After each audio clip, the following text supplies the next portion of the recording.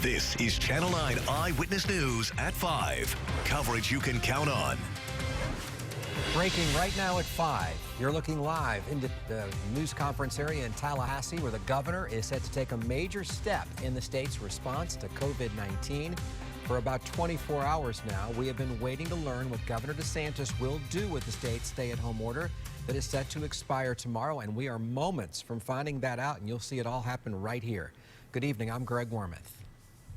And I'm Martha Sagowski. Those answers are expected again, as Greg said, at any moment now. From that live shot, you can see the media is gathering. And while we wait for officials and the governor to get ready to go live, we're going to bring in Shannon Butler right now. And Shannon, you've been listening to hour after hours of meetings from the task force focused on reopening our state. What are you expecting to hear from the governor tonight? Well, I think it's going to be not what people would like to hear, right? That there will be some kind of normal activity resuming. He is definitely going to focus on the medical part of this and have some of those surgeries, because elective surgeries, get back on board. We know some of them have already been scheduled for as early next week. There could be some discussion also about opening again parks and beaches throughout the state. He has been very, very clear that he wanted those things open so people could get out, they could get some fresh air, and they could have some kind of activity. The question is what he will do with these businesses. Is he going to reopen any of them?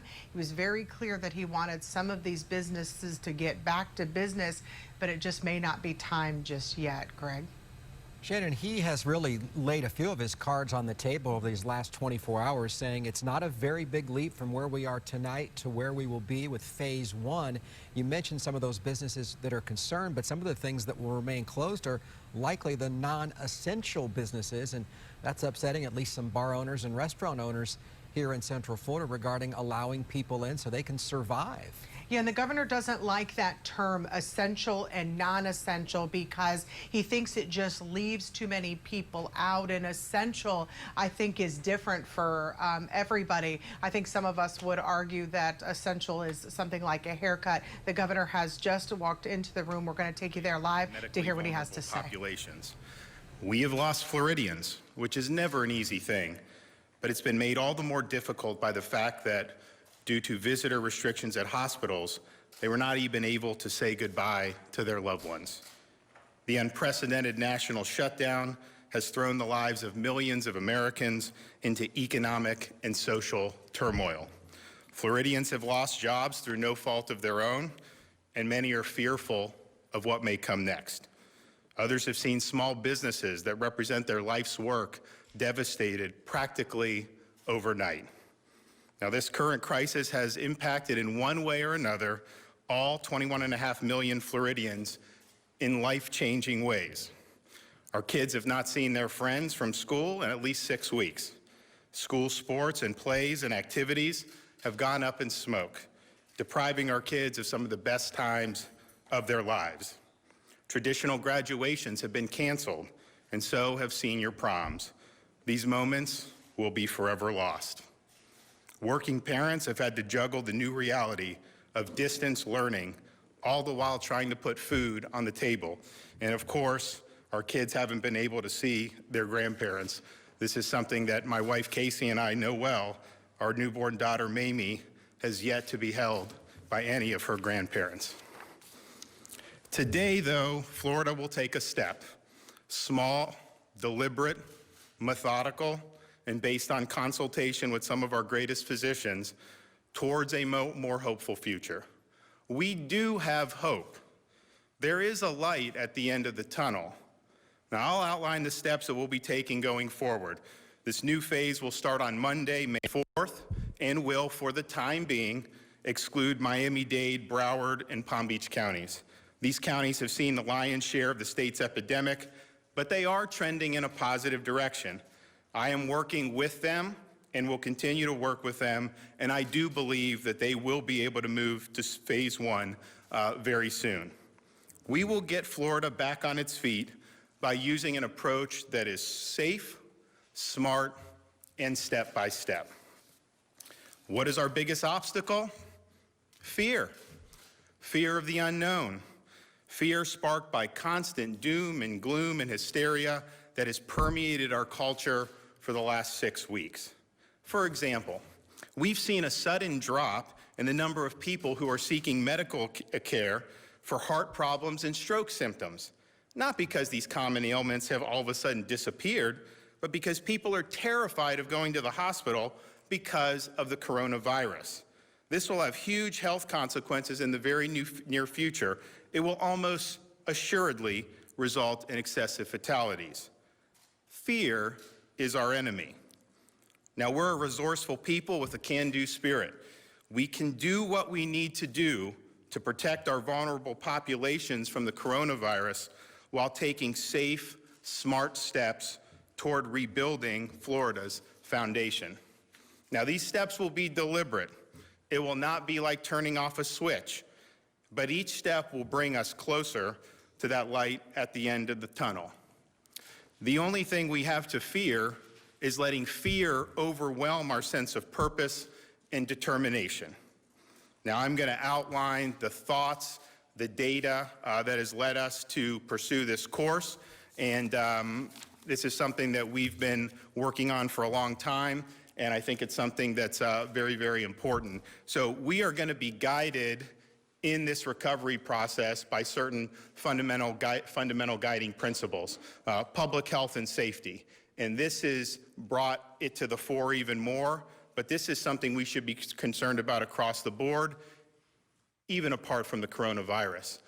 We also want to make sure we have our vulnerable populations protected. We know that this virus is far more damaging to people who are elderly or who have significant underlying medical conditions. And we need to do things such as what Florida has done to protect nursing homes and continue to do that going forward. We also need to make sure our healthcare system is ready, make sure we have adequate resources and beds and the staff is protected. We obviously need an economic recovery. The problems that will result if you have protracted massive unemployment are significant in the realm of health, in the realm of social costs, and of course in the realm of economic activity. We also are going to protect people's civil liberties and constitutional and individual rights. There have been wide-ranging and punitive orders issued in various regions of this country. People have rights.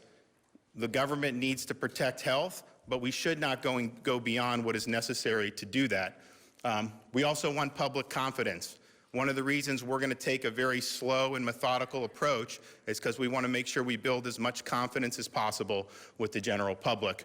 And we're also going to be partnering with local communities, which is what we did from the very beginning. We knew the epidemic was going to be different in Southeast Florida, and we worked with those counties differently and treated them differently than we would in, say, Jacksonville or Northeast or Northwest Florida, where the epidemic was significantly less.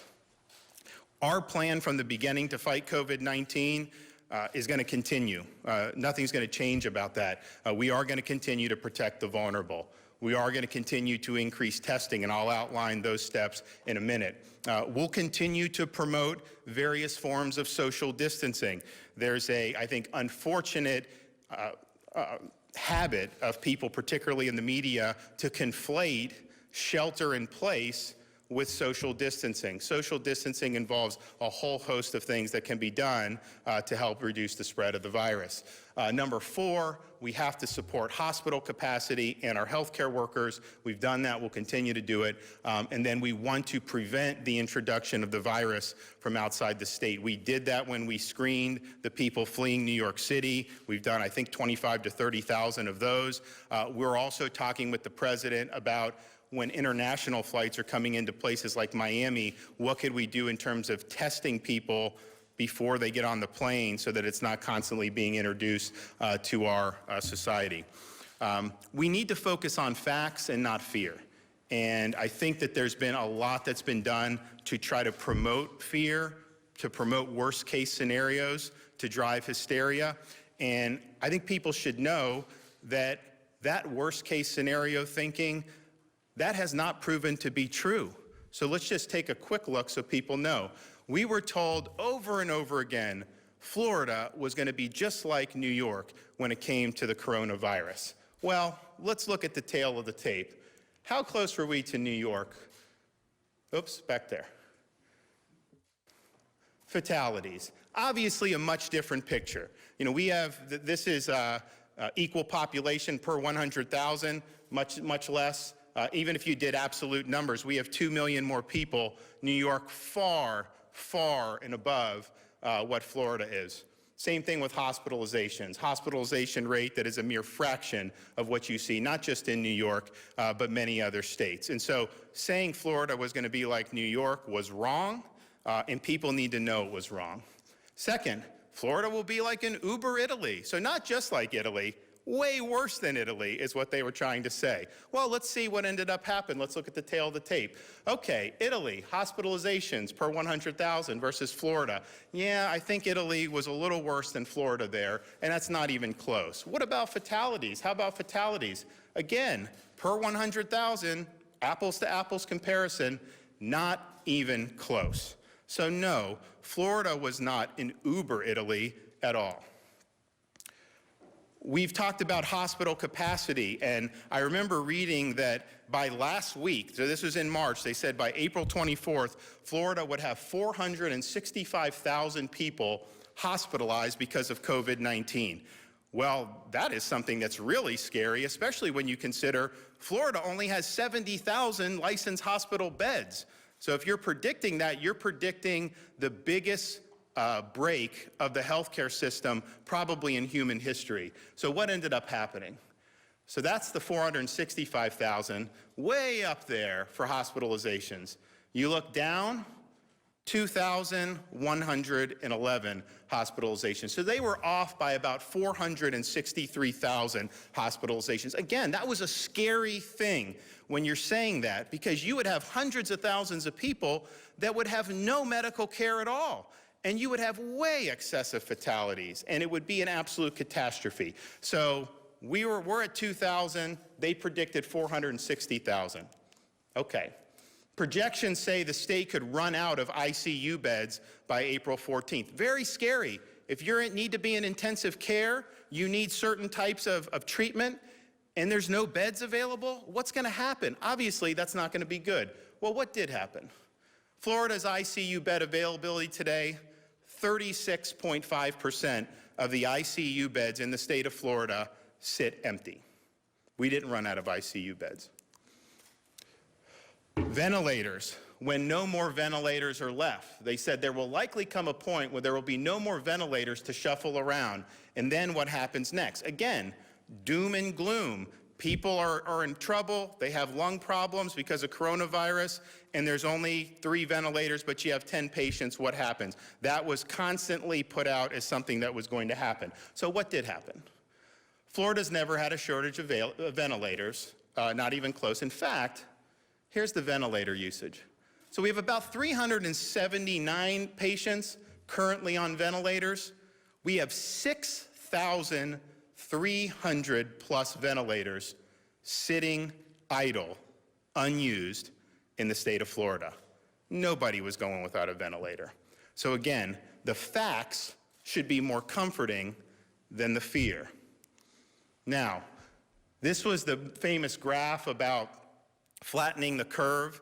The whole reason the country went on mitigation, the reason why Florida took certain steps with mitigation, is because there was a fear that if the virus was able to just run rampant, it would spike infections, it would overwhelm the hospital system, and that would lead to excessive fatalities. And so the goal of reducing the curve was to keep the infections underneath that hospital capacity. That's the reason why we went on what we've done. And as you can see, not only did we not reach hospital capacity, we're far under what hospital capacity is in the state of Florida. There was never a time when there were beds that were needed. And so the curve was flattened, the hospital system held up, and the main reason why we embarked on mitigation, that goal has been satisfied, and not just here, but in many places around the country. So facts should be comforting. We've done much better than everybody said we would do, and we're going to continue to apply fact-based data-driven approach to the problems that are before us. So when the president and his task force came out with the gating criteria, Florida was in a position where we knew we were going to very likely satisfy the criteria. So here's the criteria we had to go through. I sent what Florida was doing to Dr. Birx. I spoke with her again at the White House. I spoke with the president's team. They agree that Florida is ready to go to phase 1. So they look at the syndromatic, last 2 weeks of syndromatic data. So you look cough-associated admissions, you've seen a big drop since late March into February, and that's pretty consistent with us seeing fewer hospitalizations for COVID-19. And also influenza-like illness visits, obviously, pretty significant drop there since March, and that's been pretty consistent throughout most of the state. They also say, look at the number of cases, and do you have a declining trend of cases? We do have that. One thing I think is interesting to point out here, if you look at early April, when we hit our top caseload on April 3rd, and you look at those dates around there, you kind of go, the beginning of April, and then really for the next probably week to 10 days, except for that one Sunday, you pretty consistently had at least 1,000 cases, new cases every day. Now, we started to test more there, and so it was kind of a linear increase from the testing increases. But at the same time, if you look in the last maybe 10 to 14 days, you're under 1,000 new cases every single day, except the times where there were backlog data dumps from the labs. And so the one time that we had the 1,200, we got like 23,000 test results that day. So it was the biggest data dump we've had. And so I think we've expanded testing more in the last we're testing more in the last 2 weeks of April than we did in the first 2, and yet you're consistently seeing lower numbers in terms of new cases. But that's really not the most important indicator. And the criteria said you look at the new case trend or the positivity rate trend. And the reason why you would do that is the case trend, if you test more, you're going to find more. I mean, we know there's a lot of asymptomatic people out there. So as Florida tests more and more, we will find new cases. That's not necessarily a bad thing. The positivity rate is really significant because that's an indication of how widely this is circulating, how aggressively it's circulating to the community. And you'll look, over the last 2 weeks, we've seen a consistent decrease, average decrease in the positivity rate. The last 4 or 5 days, we've been in the 4.5%, 5%, 6%. Just to put that in perspective, you look at like a New Jersey, I think they're at 40 or 50% of all their tests test positive. Even New York, they've really improved, and they're still, I think, 25 to 30%. So you see way different numbers throughout the country. We were never really that bad. We had some of those days where we were 15, but we kind of were settled into the 10 to 12 to 13%, and a lot of that was driven by Miami-Dade in those early days of late March, early April. Even Dade's positivity has gone down. You look, as we've done the test sites in Palm Beach, they were at 18% probably 2 weeks ago. They're now closer to 10%. And so that is really, I think, the trend that we like to look at. So you qualify either way, but I prefer the case positivity trend. And then the final criteria is you have to be able to have crisis care with your hospital system. Well, we have more beds available. We have more beds available today in the state of Florida than on March 1st, and by a significant number. And March 1st was kind of when the pandemic was just getting underway. So that's saying something. The hospitals have done a great job with this. We've done a great job of really making sure that we had the space if you had a surge of patients. And so those are the gating criteria that they're satisfied. Here you see the increase from March till April in terms of that's available beds throughout the state of Florida. I mean, we had under 20% available at the beginning of March, and typically these hospitals, they do run 90% full. Here, we've been running pretty consistently between 40 and 45% of the beds have been available over the last 5 or 6 weeks. This is just giving you a sense of kind of where Florida is, how we stack up for some of the other states. So case rate per 100,000 of the population. We've tested more frequently than Texas, so I think that's probably one of the reasons they have. I'd say California and us have probably tested somewhat. They've tested more now than us, but they're bigger than us. So I think we're probably pretty similar, and then you look how that would change for other states. So because we have a low positivity rate, even as we've expanded testing, we haven't seen an explosion of new cases, which is a good thing. Hospitalizations per 100,000, again, you look where Florida is through all this other stuff. I can tell you if we had 464,000, like they said, that number would be like 500, not 9.8. So we've, we've not had huge, I think our hospitalization rate is somewhere about 6% of everyone that tests positive. Most people were forecasting originally you'd have a 10 to 13% hospitalization rate. So the hospitalization rate's gone down. Actually, our positive tests, you started to see more in the younger population as a percent. And when they're doing that, they're much less likely to get hospitalized if they're under 50. Of course, if they don't have a significant condition, it's very, very low. There's some ICU hospitalizations, which is very important. ICU beds, that's the critical care that you need. We're low on that comparative. This is interesting. We're moving forward to phase 1. We're going to treat Southeast Florida differently. I think they can get to phase 1 because I do think they're declining. But you look at some of the other major metro areas, Orlando, Jacksonville, Tampa, and look at those numbers compared to some of the other states throughout the country. You've seen they've done a really good job of having few hospitalizations per 100,000 and having low fatality rates per 100,000. So my hat's off to those folks because I think that they've done very, very well. In fact, if you took out Southeast Florida and did the other 16 million folks and divided it by cases, hospitalizations, and fatalities, we would be incredibly low, and I think there was a lot of good work done. And quite frankly, Southeast Florida, they just had a lot of people from New York City coming down. That's kind of the normal thing. People didn't know that they were bringing the virus in February and early March. And so that was really the seeding of that. And I think that those other communities didn't have that quite to the same extent. We have hospitalizations, very small. I was in Tampa General. I think they had 37 people hospitalized for COVID in the county. County's like 1.4, 1.5 million people. Incredible. The predictions would have had that way, way more than that. So those are good trends. And then fatalities, same thing, picture. Their rates are so dramatically lower from other areas throughout the country. Long-term care facilities. If you look outside of Southeast Florida, the fight to protect lives really centers on these long-term care facilities. We've done a lot. I was able to go up to the White House and work with the president on some issues for Florida, but they were impressed with what we've done, wanted me to give a little presentation, so we did do that, and we were very proactive from the beginning, not just in limiting access, making sure the staff had to be screened for fever and sickness before they went in, but also sending people who knew about infection control, who could ascertain the needs of each facility. And now we have National Guard going out and doing testing at these places, which is just fantastic. And then Jared Moskowitz, our emergency management director, he's pushed out 7 million masks just to long-term care facilities, 1 million gloves, 500,000 face shields, all these different things so that the workers are protected and that they're not infecting the residents. Now, it's a very tough issue because you can have asymptomatic staff go in there and they can spread it to the other staff, and this thing just spreads like wildfire when that happens.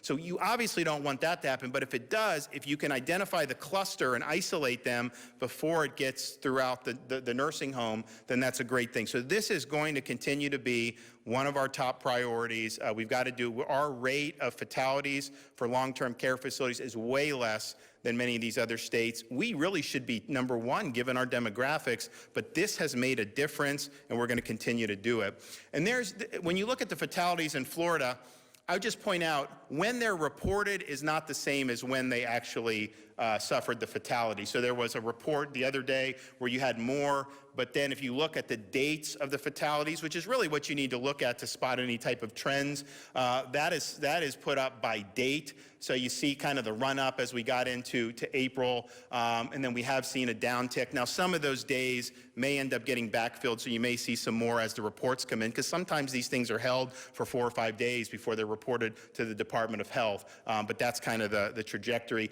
Obviously, we don't want to see any fatalities.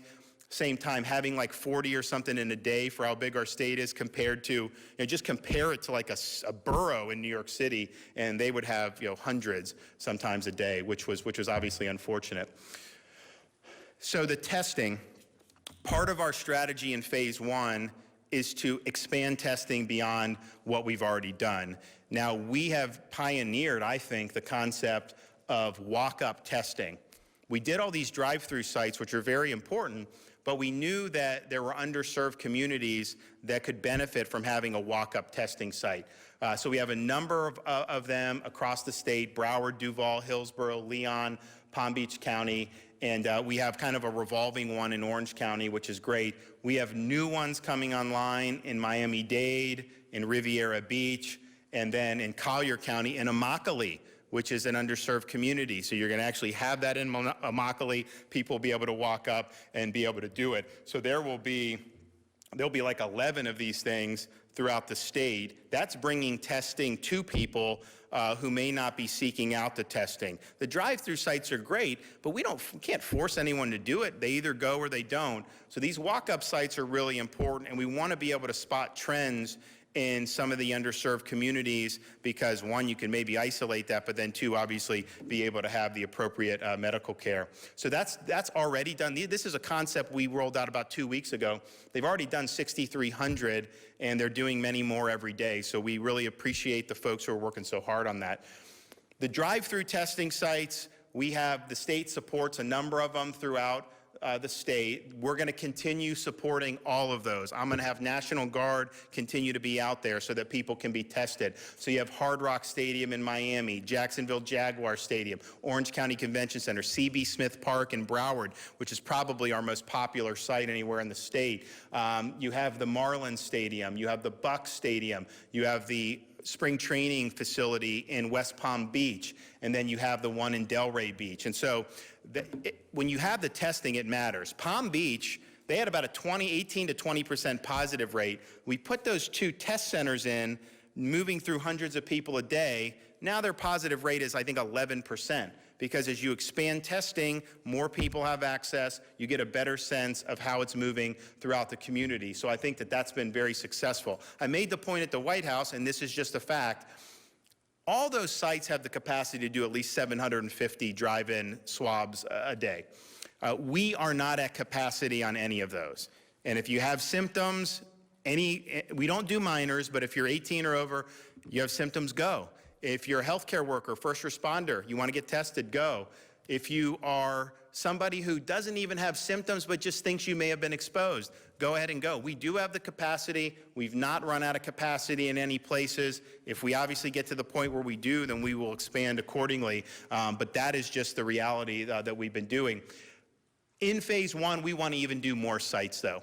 Because, for example, the C.B. Smith site in Broward is great, but that's in the western part of Broward County. What about something closer to the downtown business district? Someone's going back to work, they have an issue, they want to get a quick test, have a place to go. So we're going to put one in Fort Lauderdale. We're going to put one in the Florida Panhandle in Escambia County. Now, they have not had a significant outbreak compared to other parts of Southeast Florida, but it's important to be able to have the access for our folks in Northwest Florida. Lee County, we're going to have one on the Lee-Collier border, most likely. No, actually, we're going to do it at the Twins Stadium. So we're going to do it at the Minnesota Twins Stadium, and people will be able to go into the parking lot and do that. We're also going to do Sarasota Manatee, because I think you do need more testing. Manatee has had nursing home outbreak, so having this center may help. Maybe some workers will go. We are sending National Guard in that area, but I think that will be a very good thing. And then in Miami-Dade, we're actually going to have a hybrid drive-in and walk-in site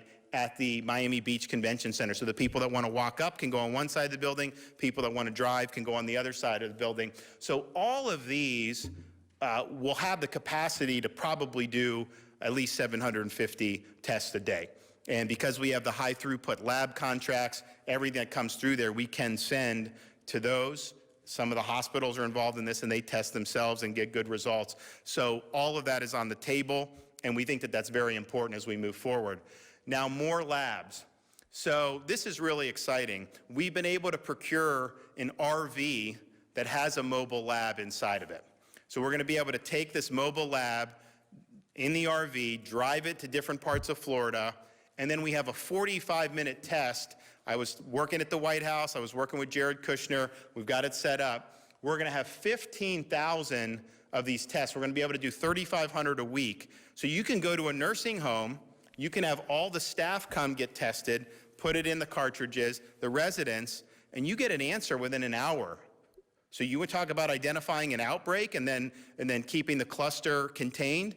This is going to be a huge tool for us. So we think we're going to be using it for healthcare workers, for nursing homes, and some of our high-risk areas. But that concept of really having a mobile site, because it's one thing to have the National Guard go and swab the people, they still got to send it to a lab.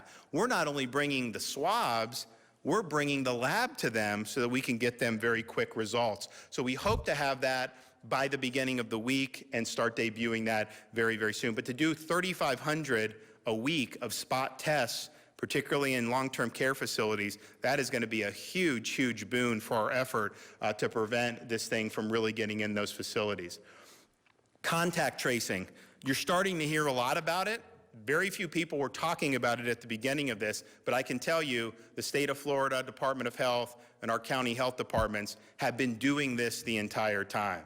And in fact, I think one of the reasons why the outbreak hasn't been as significant outside of Southeast Florida is because they were doing the really tough work to contact trace, isolate the people that test positive, and then identify people who are in the contacts who may develop symptoms. They've been doing this religiously this whole time. And this is going to be a way that if you're in a situation, we don't know what's going to happen the further down we go to this. But if you see an outbreak starting to develop, you identify the person that tests positive, trace their contacts, and it's kind of like putting a puzzle together. You do it, and then you're able to hopefully contain it, at least somewhat. Sometimes entirely you can do it through contact tracing. So we've added a bunch of epidemiologists through this because we knew it was going to be important. We have some of the students from the various medical or public health schools, and we're probably going to add even more if circumstances warrant that. So the contact tracing is going to continue in the state of Florida. It was always part of our strategy. Very few people were talking about it because I just don't think that they quite understood what was going on at the time. But this saved a lot of spread, particularly in communities that didn't have the widespread transmission like you saw in Dade and Broward. Okay, so what is phase one? Phase one for us, now when we were going about this, I received input from physicians, healthcare executives, small business owners, elected officials, unemployed Floridians who are hurting, small law enforcement. We had a task force that convened that got a lot of ideas together and submitted to me. There's a report that I've now read, that I've incorporated some of the recommendations, not all, but some, into what we're going to do today. We're going to put that out publicly for y'all sometime, I think today or tomorrow morning, and you'll be able to see that report. So this was something where we really wanted to get it right. I would have liked to have announced what we were doing 2 weeks ago if I could, but I wanted the data, I wanted the facts.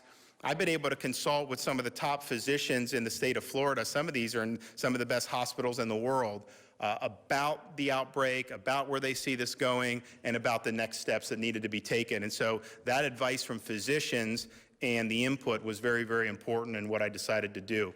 Okay, so here's phase one. This really tracks what the president put out for phase one. The schools, since they are in distance learning, are going to remain in distance learning. We are not, of course, going to allow visitors to these long-term care facilities. I am willing to reevaluate that if we have enough rapid tests where someone could come and test, and if they test negative and they want to go see one of their parents, then maybe you let them in. But it's going to require that capacity before we relax that. Maybe if somebody takes the antibodies test as well, then they would be able to go. Shutting down the visitation, we had to do it because we didn't want to have an outbreak, but it's tough. You have people there that don't have human contact with their family. And this has been going on now for almost 2 months. So if there's ways that we can do it safely, I would certainly revisit it. I think the main changes that you're going to see are the elective surgeries are able to resume, and that's going to take place statewide. People talk about elective surgeries as if it's something like cosmetic surgery or something that doesn't need to happen.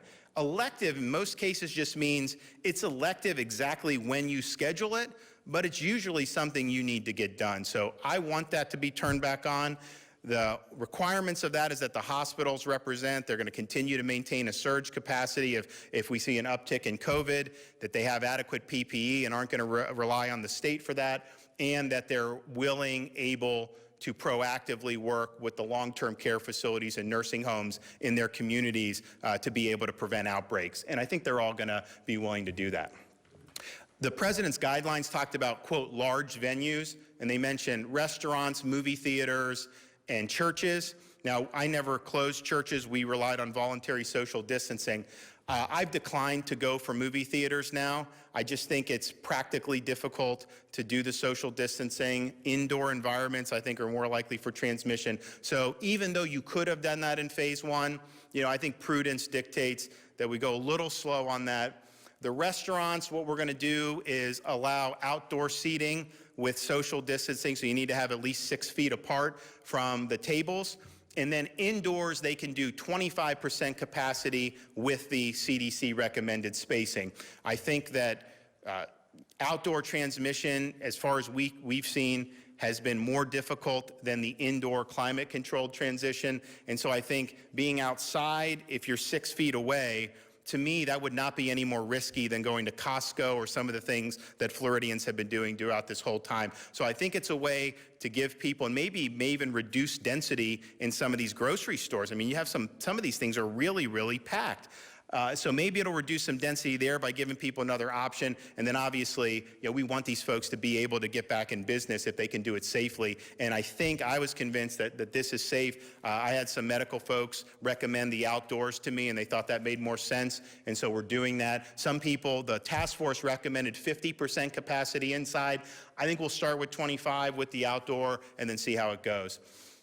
Retail can go for indoor. Now, we have had a lot of retail open. I mean, Home Depot, all this. I was in Broward the other day. They're all lined up with their face masks 6 feet apart outside. Some people come out the store, the new people go in. So there's a lot of process being done already on that. The rest of the retail, other retail, was never closed down on any of the orders I did. People would do curbside delivery, they would do phone orders, but the essential activity was not considered going into a store and congregating for retail unless the retail was deemed essential business. We're now relaxing that. We're allowing the 25% indoor so they can continue doing the curbside, everything they've been doing, now have a 25% indoor, have to follow the CDC recommendations for social distancing. We're not going to change the bars, and that was recommended not to change the bars. They said you could do the gyms in phase one. I'm going to look to see what some other states, how they've done it, what the results are. I do want people to be able to get into gyms, and if I get some guidelines that make sense and I see other states have done it and it's been okay, then we'll obviously reevaluate that. I would say the same with some of the personal services like the hairdressers. A lot of these folks are small business folks. They have been able to sell a lot of their products on curbside, but this was something that was not considered essential business or activity to have the face-to-face close contact. I think there may be ways, we've gotten ideas about how you can do it to make it low risk. I'm going to look to see what happens in other states, but for now, phase one is not going to include that. Phase one in terms of our vulnerable populations, and we've been messaging this really since early March. If you're 65 and up, if you have a significant underlying condition, you need to avoid crowds, avoid close contact with people outside your household, and stay home as much as you can. This is a disease. If you look at our fatality rates, we have at least 93% of the fatalities, I believe, are 55 and over, close to 85 or 65 and over. Between 80 and 85% of our fatalities in Florida are 65 and over. So the risk is greater in these groups, and we advise them to continue to urge caution in how they interact. There's a lot of social distancing that's going to be going on. Restaurant, retail store, obviously the essential businesses we've been having have been doing social distancing. I would tell people the most important social distance we can do is distancing the vulnerable population from those who are not. Because if you're not vulnerable, you may be a carrier of this and not have symptoms or not know it, and you have a risk to pass it along. So if we can do that, we're going to see a lot of progress be made as we go forward. We're going to continue with the CDC guidelines about physical distancing when in public, social groups at 10 or fewer. We're going to continue doing that. And we're recommending face masks if you're in face-to-face interactions with people, particularly in the workplace, and if you can't adequately social distance. So this is not, we're not going to fine people if they don't do it. And I think sometimes if you're going by yourself for a jog, you probably don't need the face mask. If you're in a face-to-face business, that to me has got to be a business practice. And then if you're in situations just in the public where you may not be able to keep that distance, then this is a good thing to be able to do. Florida's next steps.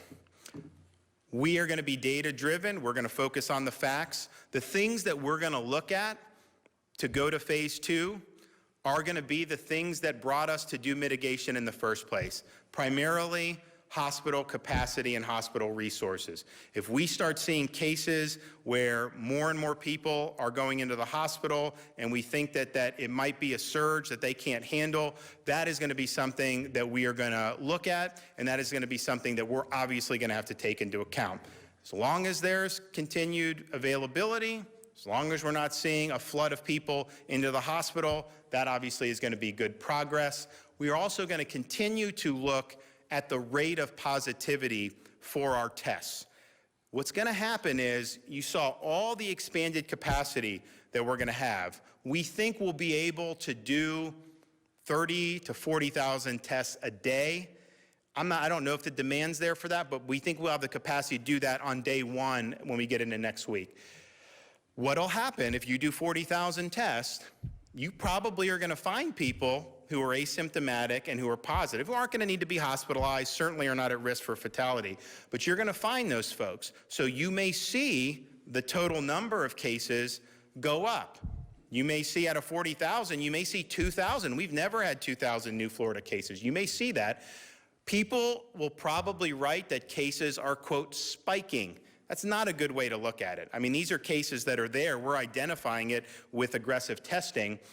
The rate would still be 5% if you were doing it, if you were looking at that. So we're looking at the positivity rate more so than just the raw number of cases, because the raw number of cases does have a relationship to how much you're testing. I mean, we had 530 new cases yesterday, but we only had 8,000 or 9,000 test results, whereas we've had other days where we had 800 new cases, but we had like 15,000 test results. And so looking at it that way is something that is going to be very, very important. And so those are going to be the type of metrics that we're looking at. We're also going to be looking at some of the syndromatic symptoms in terms of if you see certain things with hospitalizations, people going to the ER visit for things like cough or fever.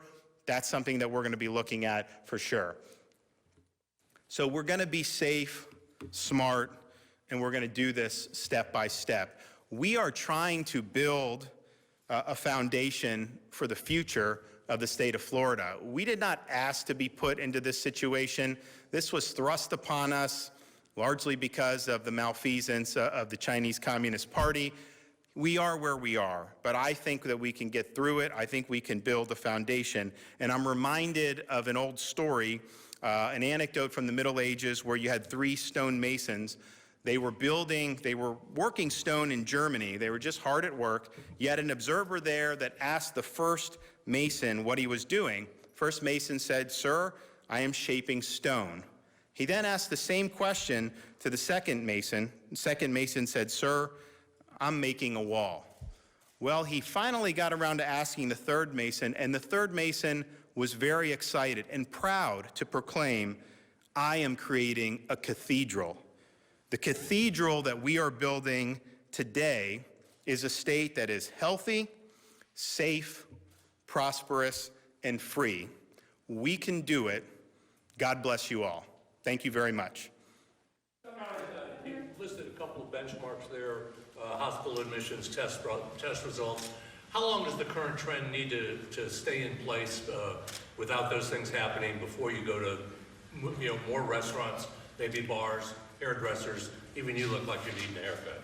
Oh, I need it worse than anything. I haven't had a haircut since February. And so, it's really interesting how some of these talking heads on TV, it's particularly the ones that don't want anyone to go back to work, How come they always look so clean shaven? They always look so nice and kempt. How does that possibly happen if they're not allowed to get a haircut? Gee, I wonder what they're doing. So there's not going to be a firm time. I thought about doing it that way, but we look at the data on an hourly basis, on a daily basis.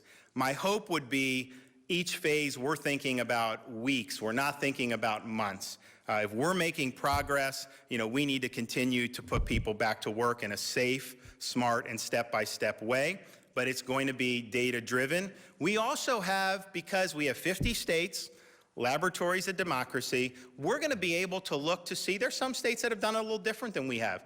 There's some states, I think I deliberately erred on the side of taking measured steps, kind of even a baby step to return to not normal where we were, but to start us on the road to a brighter day. And I think that that's the right approach. There's some other folks that were way more aggressive. There's some other states that probably aren't going to do anything for another 2 months. I'm not sure that that's going to work out well, but I think that's what they're going to do. So we're going to be doing it every day, every hour, watching this, talking with folks. I really like the trends, particularly outside of Southeast Florida. But if you look at Southeast Florida, you are seeing downward movement, and it's not going to probably happen as quickly for them as it did for Orange or Hillsborough or some of these others, but I do think it's going to happen. I think they've worked really hard. We've worked great together with them, and we're going to continue to do that. Governor, correct me if I'm wrong, but it sounded almost like you're choking up a little bit when you talked about how Mamie hasn't been held by her grandparents. Have you had private moments through this where you have shed tears over what's going on in our state, our country? Brennan, it's been very difficult for a lot of people, including me. The stuff we look at who gets infected. That stinks to get infected with this thing. Now, most people, the vast majority have recovered, not even close, which is a good thing. Someone ends up in the hospital.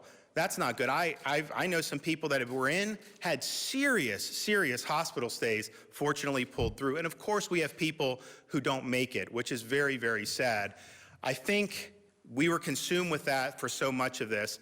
But I think probably, since she was born and just in the last couple weeks, it's occurred to me, none of my family has seen her. She's not been held by a single person in any of our families. My wife and kids, they have not left the house since February except to give birth.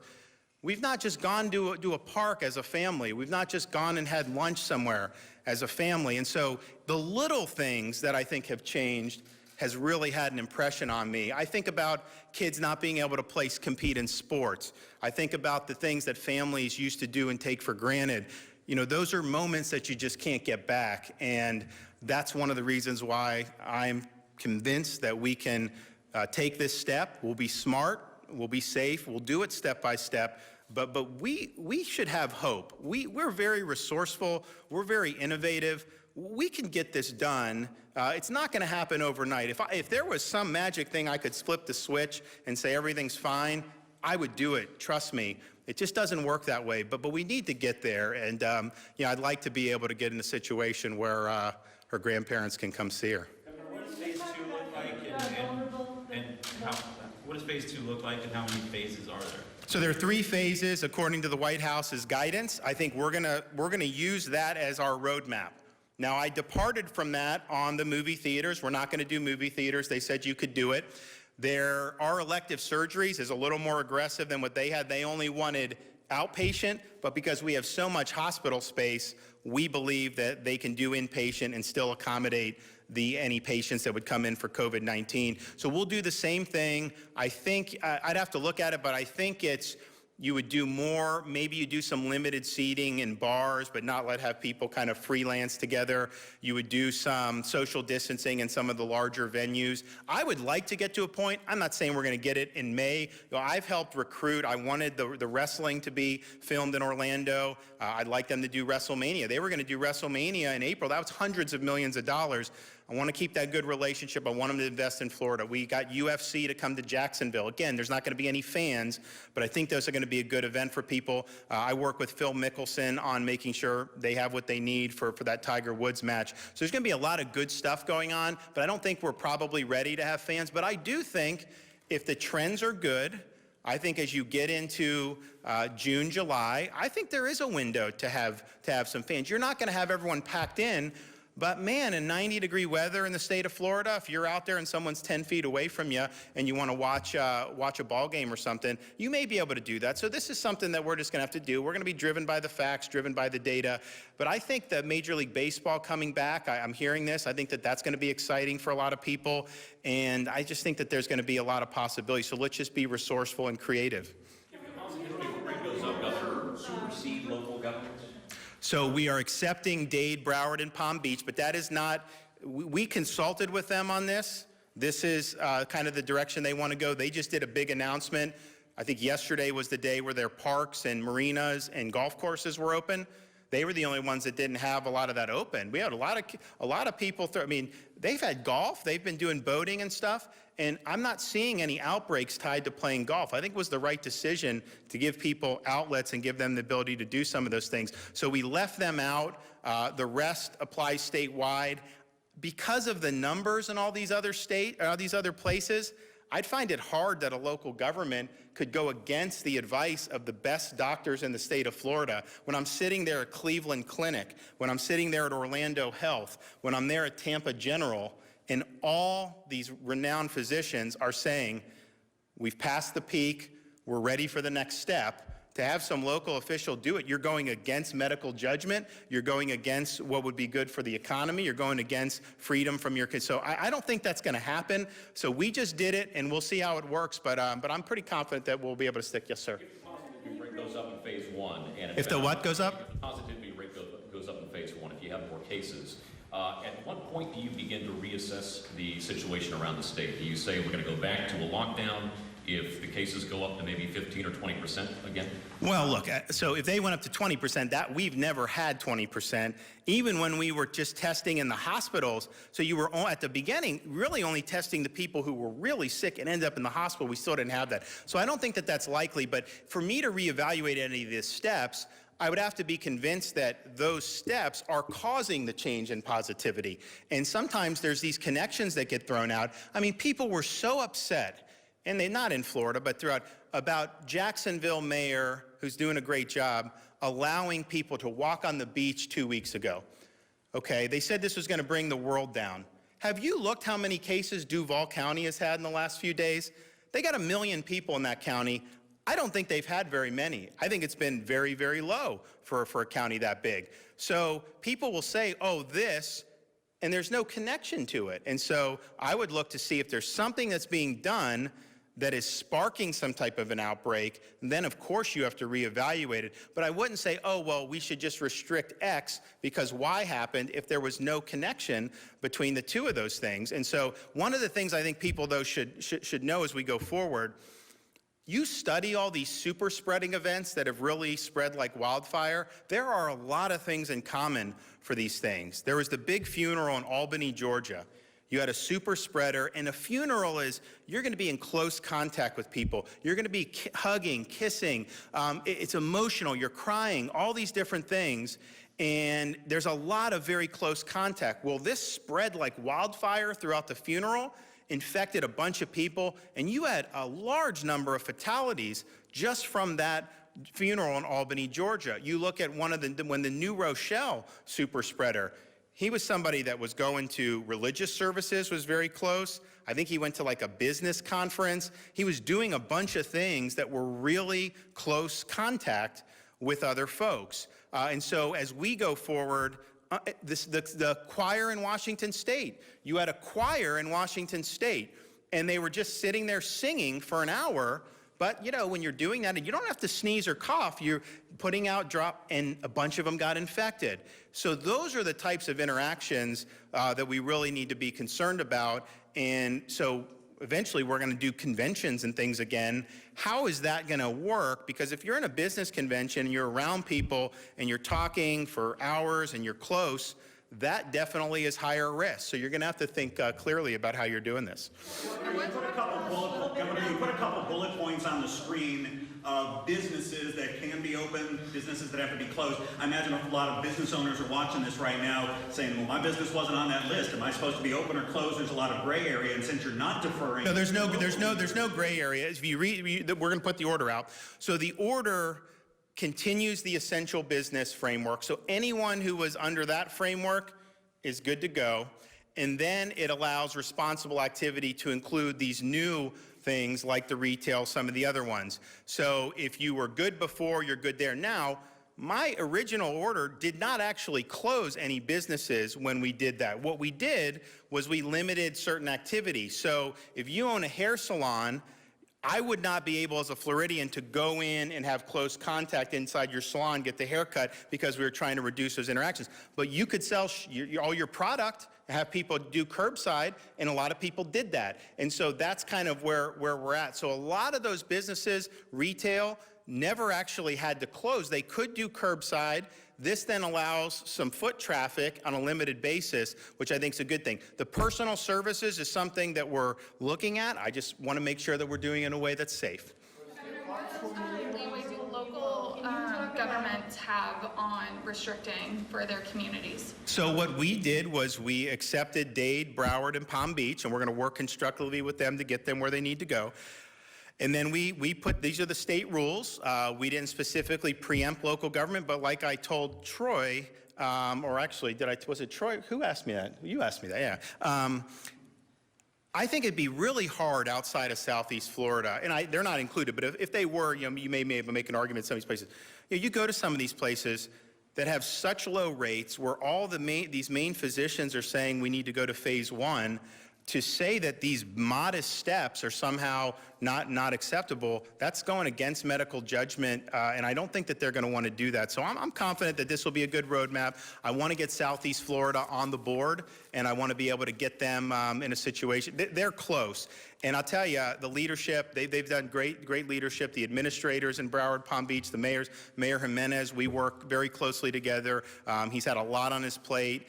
I mean, he's effectively like a governor in many ways because they got almost 3 million people there. That's bigger than a lot of states in the plains. And so we're doing that. I think we're going to be able to get them there relatively soon, but that's going to be a collaborative process. And I think we're better when we do bottom up, when we work together. I think that's probably the best way. But Dade, Broward, and Palm Beach are very important to Florida's future. They were all doing so well before this happened. You drive in Miami, you couldn't move 10 feet without seeing a crane somewhere. I mean, it was unbelievable. You look at all the business that was going into Broward. We had the Spirit Airlines, all these other great things. Of course, Palm Beach has a lot to offer as we're seeing huge amounts of wealth going down there. So we want to get them going. I think we have a good path to do it, but it's going to be on a little bit different timetable than the rest of the state. I'm going to go home and see my family, but God bless you guys. Thank you. There you go. Governor Ron DeSantis starts out 30 minutes basically saying that Florida wasn't as bad as the media predicted it would be, but here are some of the things that in that phase 1 that will be starting on May 4th, which is Monday, some highlights, maybe some lowlights depending on your perspective. Let's start with schools. They will continue to remain with that distance learning. Schools will not go back into session.